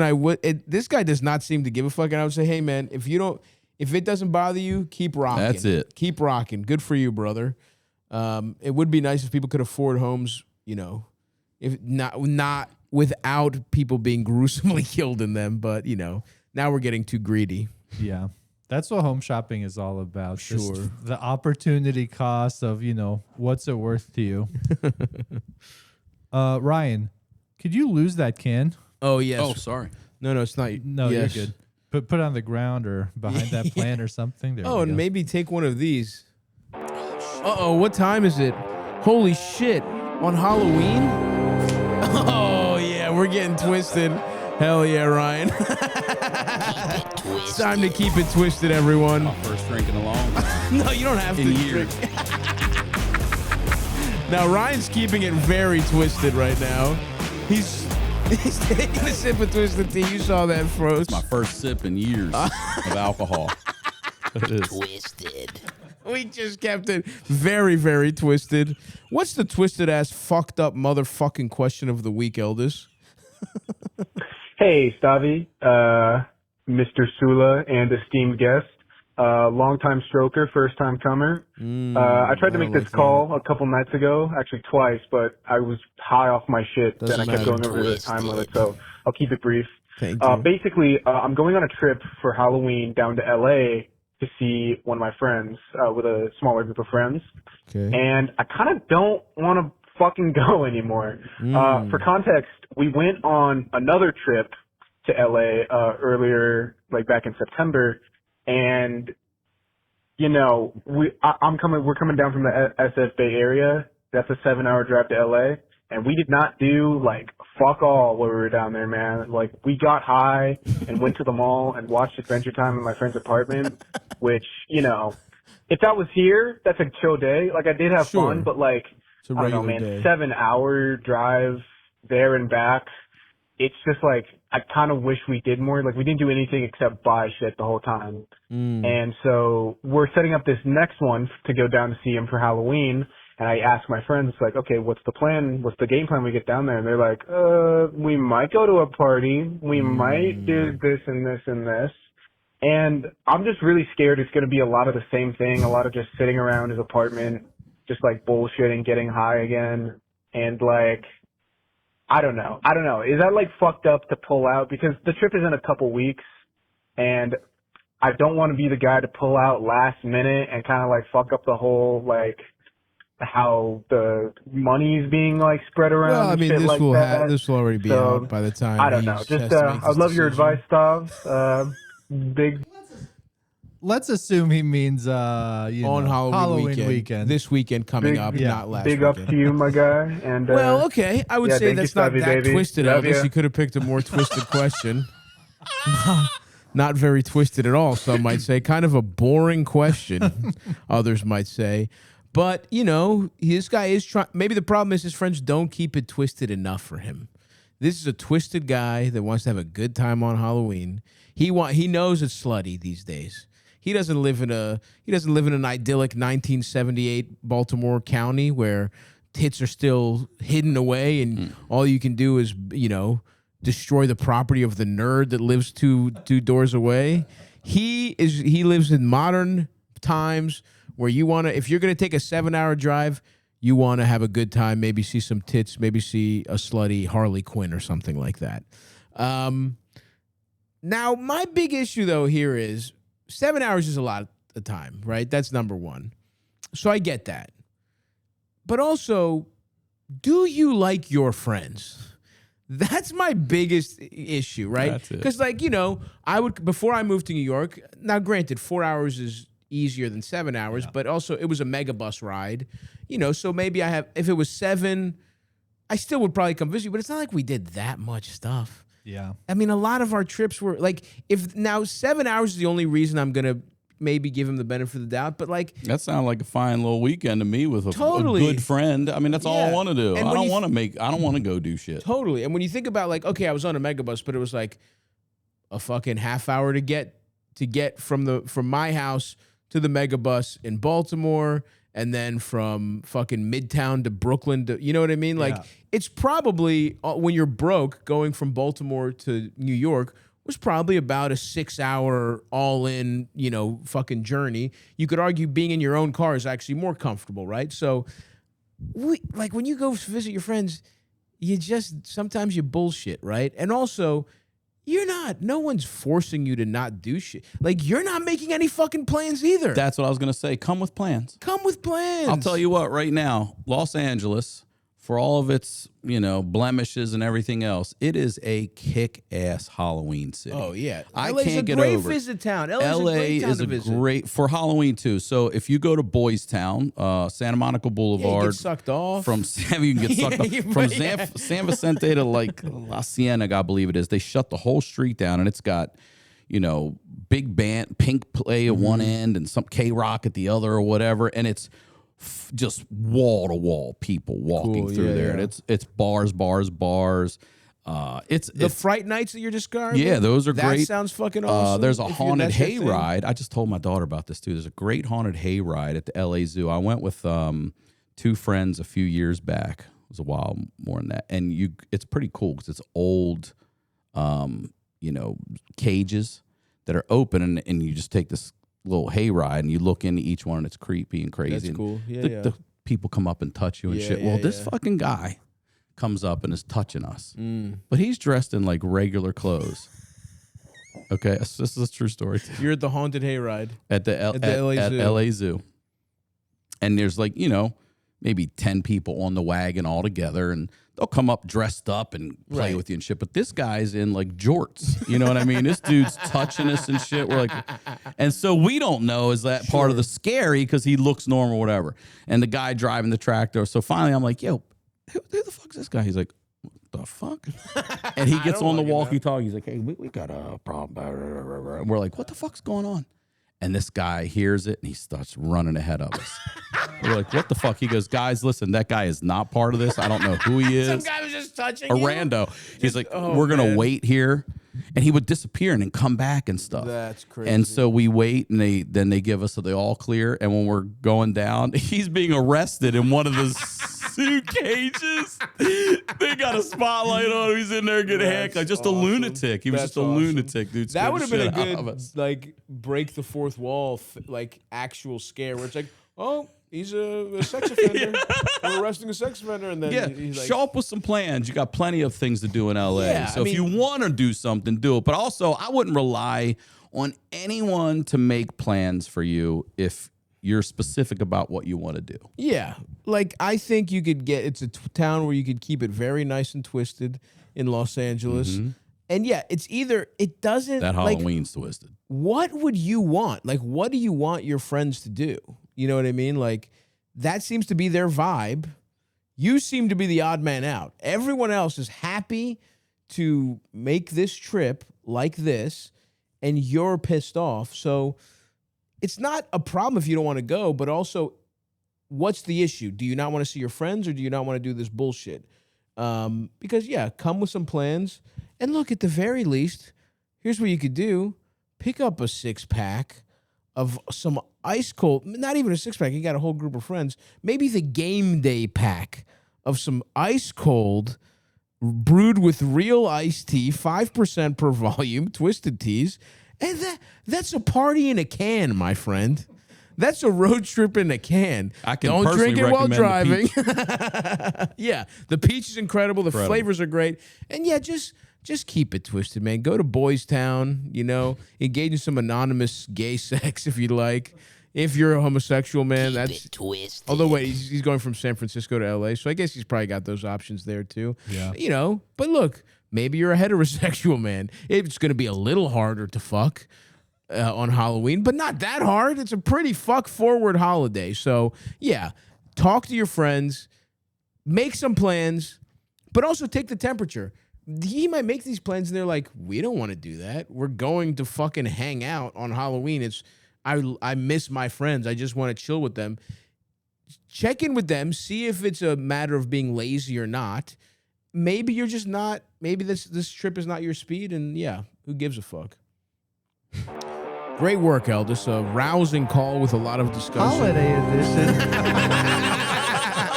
You couldn't have done. I mean, the one we did before was the perfect twisted call. It was about a murder. That was very twisted. You could argue that woman kept it way too twisted. They might not want murder. I in guess their that's stuff. true. I guess that's true. Okay. You have to Maybe, but there probably was a middle ground. Let's see what else you got. I can't wait for the next question to immediately be more twisted. Hi, Stavvy. So I just wanted some advice because I got a ex-girlfriend we live in the same duplex. So she lives on the first floor. I live on the second and third floor. And after we broke up, she has been it's been a month now of just nonstop drama and stuff. And not even I'm engaging in this. She keeps sending she got a Ring camera a month ago, and she would keep sending videos of me leaving and entering my home to people. Anytime I bring a girl over, she is sending videos of that to people, and she's just constantly watching me. And I know not constantly, but I hear she will tell people, "Oh yeah, I've been looking at him leaving and entering," and again, it's been like a month of this, and it's been really stressful for me because I'm just trying to get as far away from her as possible. She keeps I keep hearing from friends going to the like third some of them floor. are like we're both 2 friends with some of them. staircases. They're just my friends. Like they're my friends from like high school. They'll be like, "Yeah, CC contacted me and she's talking all this shit about you and saying that like, oh, you did this and you did that," which is not true. And yeah, it's been really stressful for me to be in my house. And yeah, I just want to know if you have any advice on what to do because I feel very stuck in this situation. And again, she will not leave me alone. So, yeah. Anyways, thank you. Goodbye. Yeah, she is keeping it twisted. Too twisted. Again, not as twisted as murder. But, I mean, he's kind of leaving out a lot of important details, which is like, how locked in are you to this living situation? Yes. Because, I mean, that's what it all comes down to. I mean, we can talk about wanting distance and wanting to move on and all the drama, but it's like you live 1 floor above her. Like, that's not, and like, you have the same entrance to the house. You have the same address. You're roommates. With different units. Like, there's no sense of normalcy until you leave or she leaves. I don't know what else to tell you, bro. Like, literally, that is the fundamental issue here, right? Because, yeah, we've all had, there's been, everyone has had a breakup that has gone weird, right? Like, a little, that's just like someone is it might be you, you might act weird, they might act weird, but at the very least, people have a hard time moving on. What's going to make it impossible is living in the same domicile, even though you get the 2 floors up, that you're still fucking in the same house. You walk right dude. by the door. She obviously sees you. Like, how often do you bump into her? I mean, maybe there's different entrances, but still, it's like the main entrance, she has access to your Ring camera, so you're not separate enough. And so I don't even know that it's worth getting into the other stuff until we say, like, move, leave. Does he have any other? There's no other context on that, is there, Eldis? Not really. You know what else he could do? He could get word out that he's moving. See if that gets her interested in moving, then let her move and then be like, psych. Like, she's out of there. Like she wants to fuck him over by moving before him? No, I think she's stalking. So I feel like if he says he's moving, she'll probably be like, well, what's the point of me being here anymore? He's not here anymore. There goes that seems to be like a lifeline for some people. You know what I mean? Like, that's her. Remember back in the day when all the ladies would watch the soaps? That's her stories. You know what I mean? This is her day. Yeah, yeah. I'm going to watch him go by, see who he's with, talk to. If he says, hey, I'm just going to remove myself from this equation, I'm out of here, I wonder if she won't be like, well, what the fuck am I doing here? Still, though, she knows where you live. Yeah. I would say right there. I say fresh start. Right there. Don't engage her. I agree. Don't engage her in any like mind games. You know what I mean? Just like fresh start. She has no access to where you fucking live. Doesn't know your address. That's get the fuck out of there. Just get out. That brother. is the best solution. Do you think he could ignore his way out of this and just like because it doesn't sound like she's sending him videos of himself. It sounds like she's like bitching to their mutuals or something, right? Yeah, it's getting back to him, and it's like the whole point is to poison the friend group. And like, I think he could ignore it. The thing that makes it hard to ignore is that she lives underneath you. Like, that's my thing is like, and by the way, this will affect her too. When he's not there, when the constant reminder is not there, it's gonna actually, she might be insane. She is 5 times more insane with him living above her, right? Like, I'm not saying this woman will be reasonable as soon as he moves, but she definitely won't while you're still living there. Like, that's the hard thing with this question is like, you just have to leave. The only way to find out is to go. Like, That's people who like stay go. with an ex and they're like, well, it would be really expensive. And it's like, yeah, but you're paying the cost every fucking day to the point where it's like, it's worth borrowing money from a trusted friend to break a lease or something instead of like staying. If you at all can, sometimes you have to think about the like psychological damage you do staying in these fucked up situations. And I don't know. I think you got to move. I mean, if there's more to it, I guess. But he didn't even say like, I know I should move, but it's just expensive. Or he didn't say when his lease is up. If we had heard any of that, he has no awareness of his living situation being an issue. He didn't bring it up, at least. So that's why I feel like we really have to nail him on this. This is the number one problem. Everyone has a crazy ex. Sometimes you're the crazy ex, whatever. Not everyone stays in the same roommates with him. And he's saying, like, we live in like, oh, she has the first floor. Like, you live in the same. You're roommates. I don't care what the fuck you say. Like, that's not.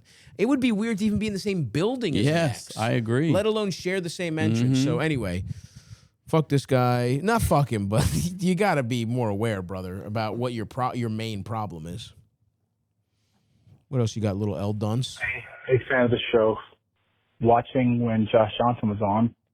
I love what you guys do, and I appreciate you guys taking time to listen to your fans and their issues. Right now, I am in a very crazy situation. My fiance gave birth to my youngest child on August 17th. You get the I have a child from a previous relationship who's 5 years old. His mother decided she wanted to move to Rochester, New Jersey. Rochester, New York. I live in New Jersey. He essentially moved 6 hours away. My son, who's 5 years old, chose to live with me. My current situation, which is my fiance, does not like any communication between me and my oldest son's mother, which puts me in a predicament because I'm not actually against my oldest son's mother. And that's a big problem. I'm trying to navigate this situation as best as I can, but my oldest son's mother is not here. And my fiance is here, and she is stepping up tenfold with my son. Mm-hmm. My oldest son's mother is not a bad person. She just can't get her shit together. And I was friends with her for a long time throughout our relationship. It was not a bad breakup. It was very civil. Is it wrong of me to cut communication with her completely to protect the feelings of my fiance, who is completely against her? I understand people are allowed to feel how they feel, and my fiance is completely against the idea that I have some sort of open communication with my oldest son's mom, but I'm being put in the middle of a situation that I really don't agree with, but I have to kind of accept, to where she is here. She is putting in the time, and she is developing a relationship with my son that his mom's not doing. I don't know how to navigate the situation right now, and I just would like some advice on how I should go about it in this very predicament. You guys are the best. I love the podcast. I love the stand-up, and hopefully you guys hear this. Interesting. It's an interesting situation. I mean, like, and I think you have better insight on this, like, because you have a kid. I was already putting myself in his shoes. Yeah. What's your? I'm curious your take immediately, because I have some thoughts, but you've kind of lived similar situations. Well, my first thoughts always are what's best for the kids, right? Not what's best for you, the mom, or whoever else comes in after. It's always what's best for the kids. Sounds like cutting your child's mother off means you're not going to get access to that child anymore either. So you're not just cutting her off. Well, no, though, because from what I understand, it's his kid is he has custody of his kid with his ex, right? Mm-hmm. So that is the thing I'm confused about, right? But there's another kid that she has, right? No, there's another kid with his new fiance is pregnant, right, Eldis? He's got a child from a previous relationship. Yeah. But no, I know that's the one that's living with him now, because his wife moved. Did I misunderstand? I thought he had two kids, one with the ex and one with him, but they're both theirs. Yes, he has the 5-year-old with the the ex. Yeah, and then he's got this baby with the fiance. And he's got a baby with the fiance. Oh, so the kid is living with him. Okay. So my question. Oh, well then, yeah. then never mind. I misunderstood. I was thinking mom's got this one, so you're going to lose access to this kid. It's always best what's kid. Well, hold on though. That's that kid's mom. That's what I'm saying. That's that kid's mom. So no, I am fully against the fiance's philosophy on, keeping it like this. No, you can't bring anybody else in that's going to alienate, because not only are you cutting her off, then you're cutting off this child's access to their mom. I mean, I know there's Facebook and all that shit later, but those early years, I mean, that's important. Like, and I know that she says, but that's the kid's mom.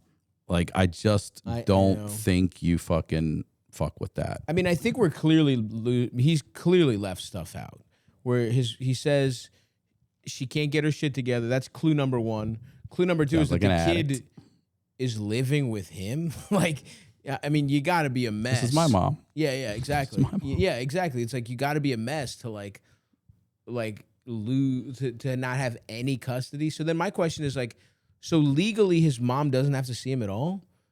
Then she must be a real mess, right? Because you would assume your fiance couldn't say, I don't want anything to do with this person, because you would assume court ordered she would have some visitation rights.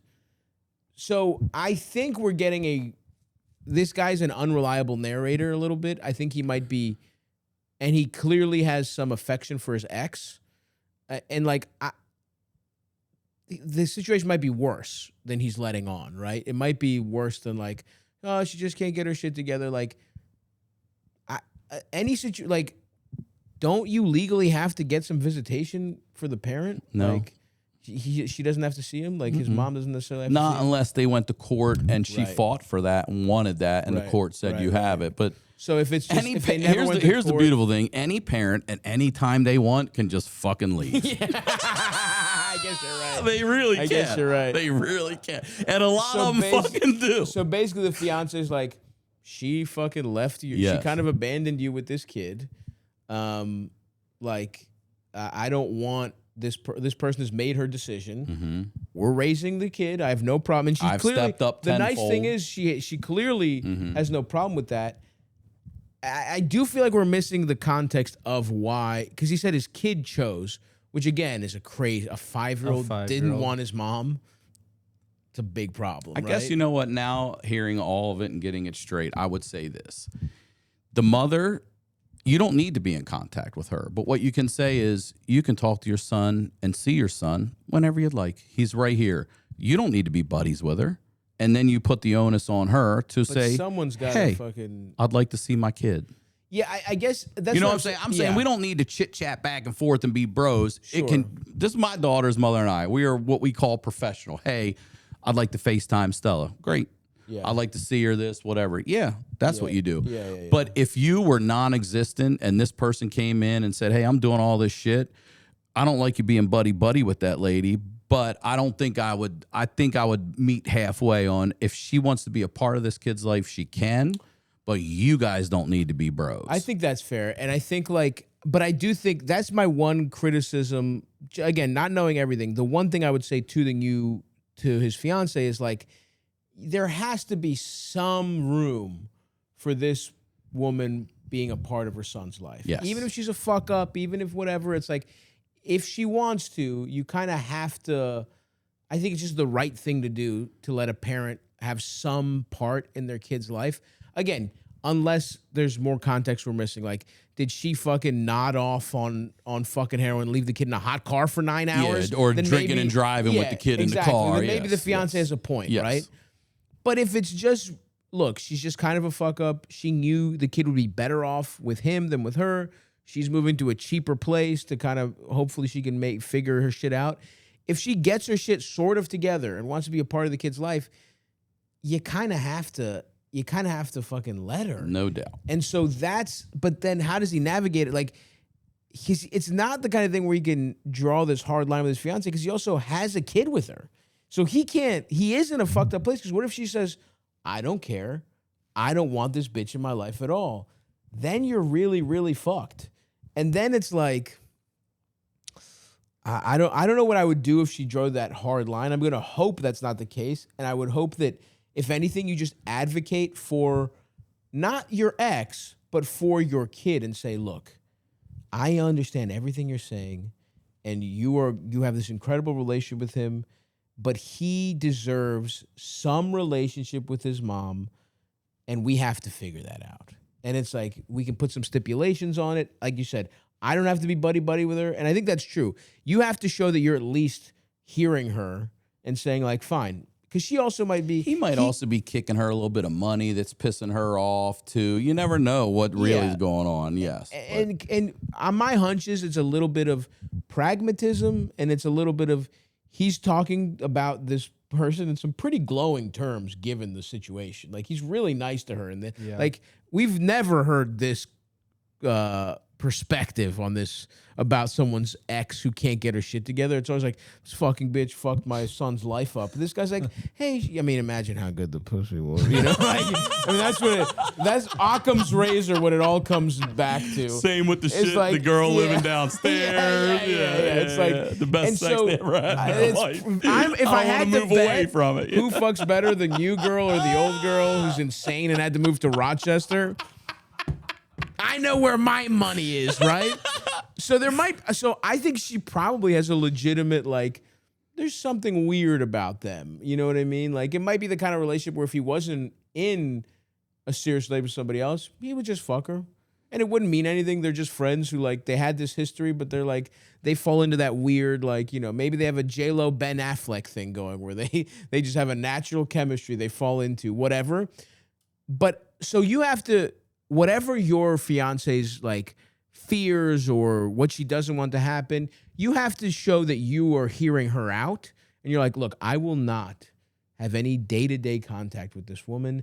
It will be strictly organizing, like, you can visit him, or you can even, you know, what's her family situation? Is there a family go-between you can have? Whatever it is, I think you have to do that. But short of that, I think you listen to your fiance.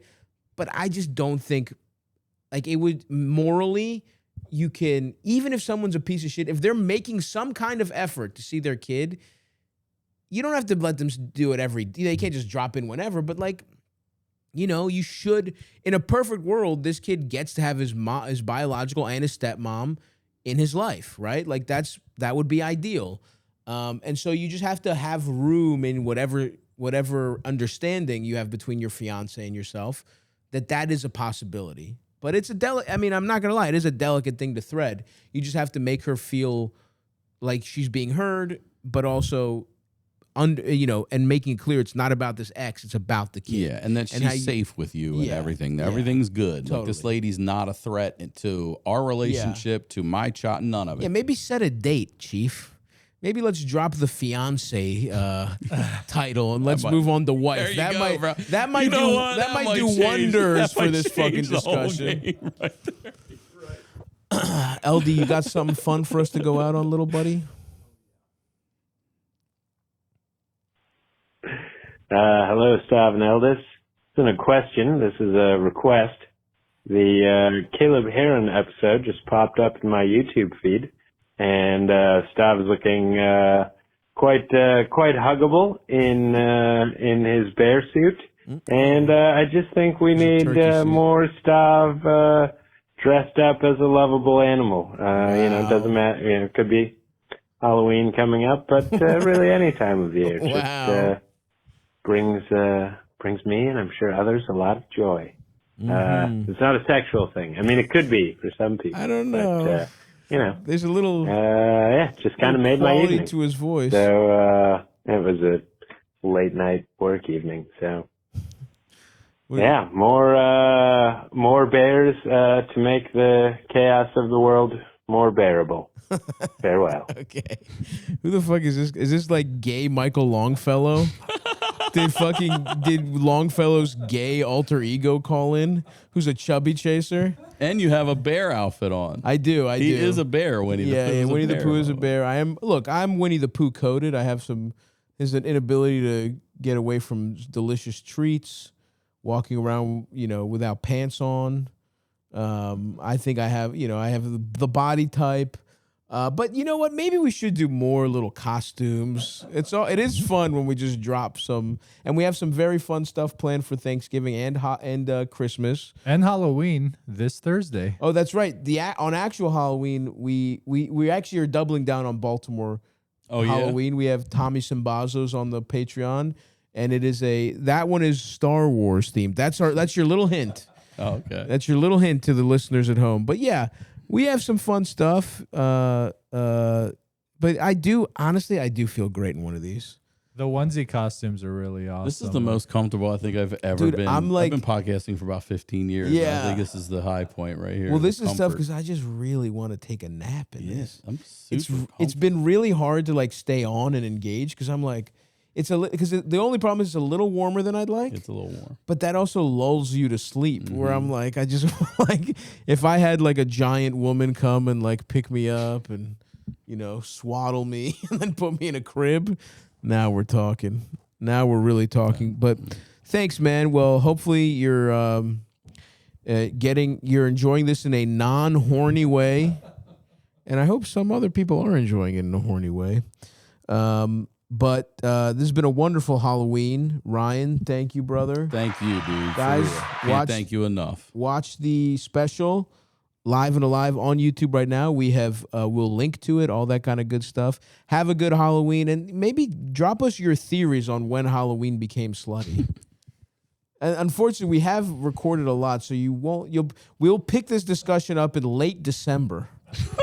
Because for a quirk of the schedule, this is the one time we're recording and releasing it days later.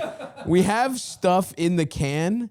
But I do want to pick up when did Halloween become slutty. So watch out, 2026. We're gonna really we're gonna really crack into that. Just gave up making a point because you didn't know which buttons to press. Maybe I'll save some for next year. Okay, yeah. Let's just go ahead and record next year's Halloween right now. Dude, if you guys do McDonald's characters next year, I will come back for that. We should do McDonald's. We should do all fast food Halloween, both episodes. Thank you, Ryan. We appreciate you being here, and go watch the special, guys. And we also I think we've announced our tour, haven't we? By Monday? Yeah, I think so. Okay. We'll cut this into the beginning, actually. But do we have ads to do? Let's talk off camera. All right, whatever. Fuck you guys. The episode's over. There's a tour. Hopefully you heard about it in the beginning of the episode, but we'll talk to you later. Bye-bye. Thank you.